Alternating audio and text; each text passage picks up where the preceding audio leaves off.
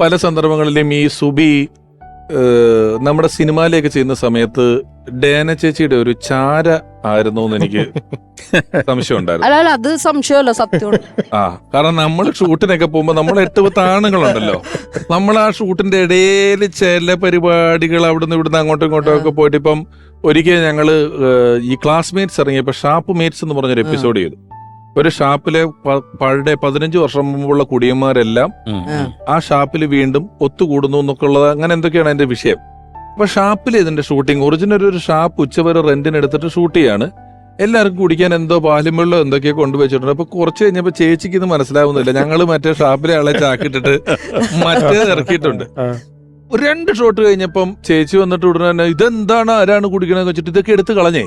അപ്പോ സുബി ചാരപ്രവൃത്തി നടത്തുന്നത് അല്ലാതൊരു വഴി ഇതിനില്ല. ഈ ചാരപ്രവൃത്തി എന്ന് പറഞ്ഞ പോലെ തന്നെ സുബിയുടെ മറ്റൊരു ഗുണം ഞാൻ മനസ്സിലാക്കിയിട്ടുള്ളത്, നമ്മൾ ഈ ഷോയ്ക്കൊക്കെ പോകുമ്പം പല സ്വഭാവക്കാരാണല്ലോ ഉള്ളത്. അപ്പോൾ ഒരു 2-3 സ്റ്റേജൊക്കെ കഴിയുമ്പോൾ അങ്ങോട്ടും ഇങ്ങോട്ടും ഒക്കെ ചില പ്രശ്നങ്ങളും കാര്യങ്ങളൊക്കെ ഉണ്ടാവാറുണ്ട്. അപ്പം നമ്മളൊക്കെ പോയ ഷോയിൽ എനിക്ക് തോന്നുന്നത് എല്ലാ പ്രശ്നങ്ങളും തീർത്തുകൊണ്ടിരുന്നത് സുബിയാണ്. ആരെന്തുണ്ടെന്നുണ്ടെങ്കിലും ഇപ്പം മണിച്ചേരനൊക്കെ ആയിട്ട് പോയ ഷോയിലൊക്കെ എന്തെങ്കിലുമൊക്കെ ചെറിയ ചെറിയ ഇഷ്യൂസും കാര്യങ്ങളൊക്കെ ഉണ്ടെന്നുണ്ടെങ്കിൽ ഇവളാണ് വരുന്നത്. എന്താണ് ചേട്ടാ മണിച്ചേട്ടൻ ഭയങ്കര വിഷമിച്ചിരിപ്പുണ്ടല്ലോ, എന്താ സംഭവം എന്താണ്? അപ്പോൾ നമ്മൾ പറയില്ല, പുള്ളി ഇങ്ങനെ ധർമ്മജൻ ഇങ്ങനെ സംഭവം പറഞ്ഞു, അപ്പോൾ മണിച്ചേട്ടൻ അത് ഇഷ്ടമില്ല, നിങ്ങൾ അങ്ങനെ ഇരിക്കലിങ്ങി വന്നതെന്ന് പറഞ്ഞിട്ട് നമ്മളെ വിളിച്ചിട്ട് പോയിട്ട് മണിച്ചേട്ടൻ റൂമിൽ കൊണ്ടില്ല.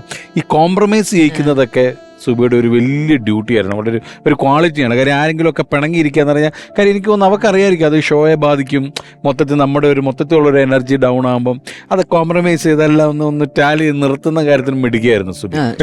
ഇപ്പൊ ഷോയൊക്കെ തുടങ്ങുമ്പോൾ നമുക്കൊരു കൃത്യതയുണ്ടല്ലോ, ലിസ്റ്റ് എഴുതി ഒട്ടിക്കാന്ന് പറഞ്ഞാൽ ഇതിനൊക്കെ ഭയങ്കരമായിട്ട് വാശി പിടിക്കുന്ന ആളും കൂടെ. ഓഫീസ് വർക്ക് എവിടെയൊക്കെ എന്തൊക്കെ ചെയ്യണം, പിന്നെ അവർക്കുള്ള ഡ്രസ്സിംഗ് റൂം, ഇങ്ങനെയുള്ള കാര്യങ്ങളൊക്കെ ചെന്ന് വാശി പിടിച്ച് ഒട്ടിക്കുക മാത്രമല്ല, ആ ഷോ കഴിയുമ്പോൾ അത് കൃത്യമായിട്ട് വരച്ചെടുത്ത് നമ്മളെ കൊണ്ട് പുള്ളി അല്ലേ ഈ പ്രോഗ്രാമിനോട് ഒരു പാഷൻ എന്ന് എനിക്ക് പറയാൻ പറ്റില്ല.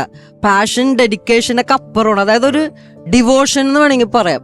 അങ്ങനെയാണ് പ്രോഗ്രാമിനോട് എല്ലാം പുള്ളിയുടെ ഒരു ആറ്റിറ്റ്യൂഡ്. ഞാൻ ഈ ഡ്രാമ ചെയ്യാൻ ഈ UK പോയപ്പോ എന്റെ അടുത്ത് പറഞ്ഞ ഒരേ ഒരു കാര്യം, സിനിമ എനിക്ക് കംഫർട്ടബിൾ അല്ല എന്ന് പറയണത്. അവിടെ വലിയൊരു പടമാണ് ചെയ്യാൻ, ലാലേട്ടന്റെ പടം, രഞ്ജിയേട്ടന്റെ, ഭയങ്കര ഭാഗ്യമാണെന്ന് പറഞ്ഞു. പക്ഷെ എനിക്കിഷ്ടം സ്റ്റേജ് ഷോസും TV ഷോസുമാണ്.